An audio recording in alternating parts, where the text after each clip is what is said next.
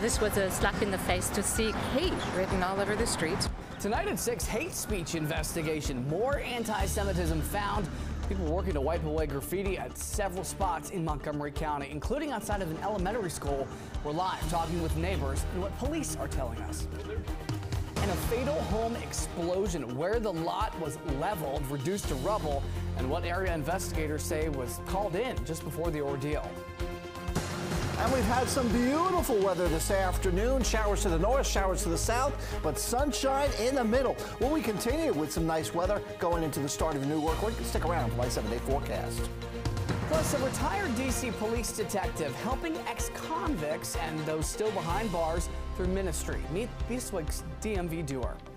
And we're tracking grocery prices, the price comparison to help guide your next shop at the supermarket. We are stretching your dollar. You're watching the station covering all of the DMV.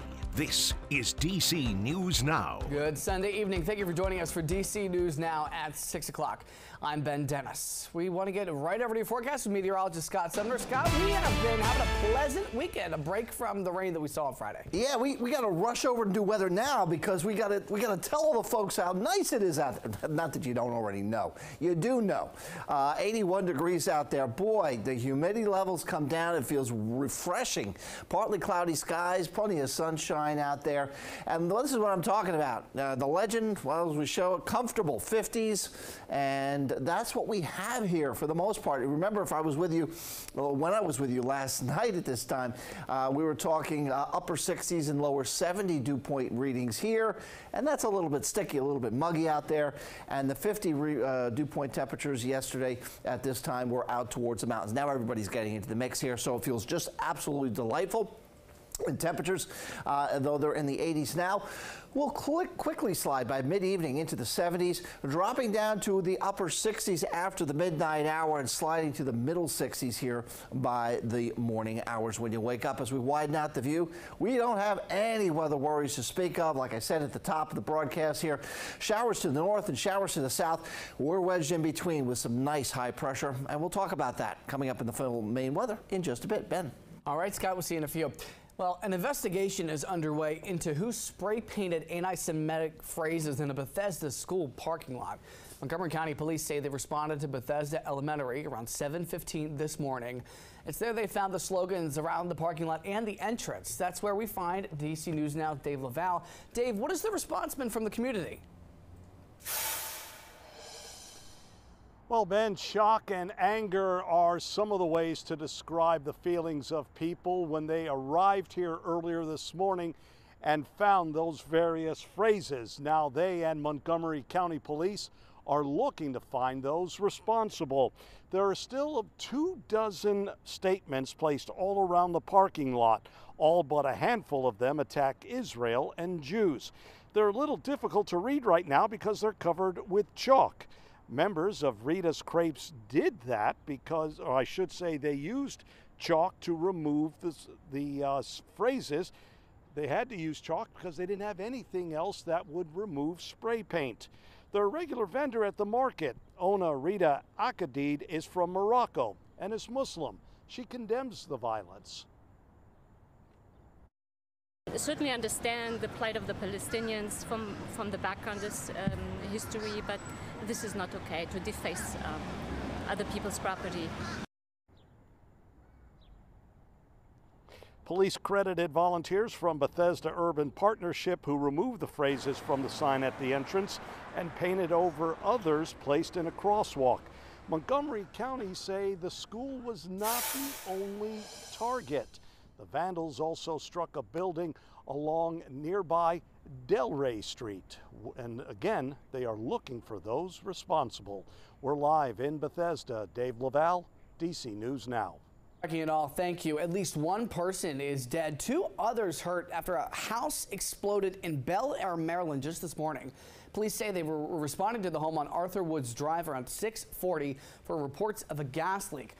That's when calls flooded in that the home had exploded. One person pronounced dead there. A home next door was heavily damaged. Police say a woman in that house was treated for her injuries. At least one utility worker was also hurt. That house that exploded was reportedly for sale, but it wasn't clear if it was still occupied. All right, in Prince George's County, police are investigating a deadly shooting in Hyattsville last night. Officials responded to Lebanon Street around 7:20. The victim taken to the hospital before police arrived. He died at the hospital. If you have any information, contact authorities. All right, in Virginia, another person has died due to the ongoing listeria outbreak. That's according to officials. This is the third known person across the U.S. to die because of the outbreak linked to recalled Boar's Head deli meat. The company pulled 7 million pounds of cold cuts when a liverwurst sample tested positive for listeria. More than 40 people have gotten sick in addition to those 3 deaths. Health officials say common symptoms you should look out for: fever, muscle aches, fatigue. Boar's Head is facing 2 lawsuits over the outbreak. All right, staying in the Commonwealth, as students prepare to go back to school, the debate over cell phone use in classrooms is raging on. Earlier this week, teachers, parents, and stakeholders presented ideas for policies that would ban or limit the use of phones during class. It's an order Governor Glenn Youngkin issued last month, directing the State Department of Education to develop plans to adopt cell phone-free policies.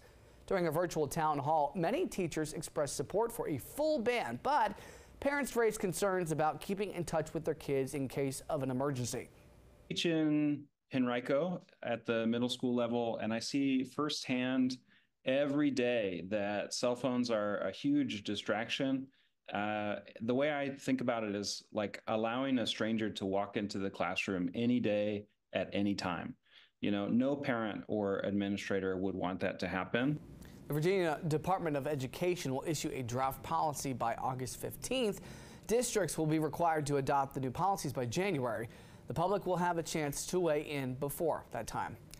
All right, in D.C., police are investigating a stabbing that hurt a man in Northeast. Officials responded to 18th Street just before 12:30 a.m. today. It's there they found a man stabbed. He was conscious and breathing. Police are looking for a suspect who is around 20 years old. An investigation is ongoing. All right, staying in the district, new calls from frustrated city leaders pushing for more accountability from the city's 911 call center. DC News Now's Tosin Fakile reports from the studio with more. Within the last few days, both Councilmember Brianne Nadeau and Robert White outspoken on social media about what they describe as the failure of the 911 call center, using words like disrepair to describe the center. The troubled agency has been under fire several times for many issues, including misdirected calls that some say has led to the death of people and dogs. In February of this year, DC's Office of Unified Communications rolled out a new system for answering 911 calls. On Thursday, Brianne Nadeau posted on X saying the 911 call center, quote, won't take responsibility and must share publicly the changes they'll take to correct systemic failures. Nadeau also mentioned she is waiting to receive data she requested when she wrote to the OUC demanding data on several 911 failures affecting people in Ward 1 by July 19th. Councilmember Robert White posting on X on Friday calling what's happening with the OUC a crisis and says action is needed immediately. I'm getting a ton of calls from residents about the 911 call system, calls being dropped, first responders sent to the wrong address, people not able to get through. This is causing people to lose their lives. Fire and EMS now uses their own system. It's a public safety issue. It's a public health issue. It's a life-saving issue. Both White and Nadeau say they've introduced bills to help tackle the issue. Nadeau says her bill, which would separate fire and EMS from police calls, is waiting for a hearing. In the studio, I'm Tosin Fakile. Back to you. And that one, Tosin, thank you.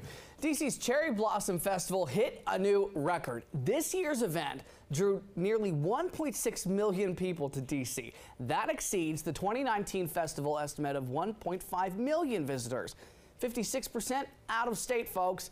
44% are from the DMV. Half of those reportedly used Metro to get to the festival. All right, in Montgomery County, a local nonprofit that teaches young adults with learning disabilities is receiving recognition from Maryland U.S. senators. DC News Now's Christian Pena reports from Sunflower Bakery, where students shared their excitement over a multi-$1,000 federal investment. Senators Vanna Holland and Cardin of Maryland awarded Sunflower Bakery with a hefty prize of $75,000 for helping individuals with disabilities. The executive director of this nonprofit tells me the ultimate goal is to teach individuals how to discover the knowledge that's within them. Making a brighter future with students with learning challenges is becoming slightly easier after Sunflower Bakery received a surprise award from Maryland Senators Van Hollen and Cardin. It's a game changer for Sunflower. Not only does this help us scale and grow our programs, but it really elevates our work to a different level. Executive Director Jody Tigg tells DC News Now the award will help them expand their teaching initiatives by offering additional training options. The local nonprofit specializes in rolling out robust workforce development training in pastry arts and hospitality, with the goal of teaching people with disabilities that they too can make it. We're looking to shift employment cultures so that there's more acceptance and understanding for people with learning differences coming into the workforce. The specialized school works with students for 26 weeks and aims to increase the number of employed people with disabilities in the state. And for Sunflower Bakery student Teresa, the rigorous training has helped her identify her skill set after struggling to find employment on her own. I know how to make goals that are achievable and doable and in a timely manner, and I know what kind of traits I have as an employee. But more importantly, she's learning at Sunflower Bakery that one's differences are what makes an individual unique. Sometimes it feels like it's really hard to stand on the same footing as other people, but in reality, you're the same too. Your brain just works a little differently. The nonprofit also offers intensive internship programs for some of its graduates. The ultimate goal is to prepare individuals to enter any workforce they desire. For now, reporting out of Rockville, Maryland, I'm Christian Pena at DC News Now.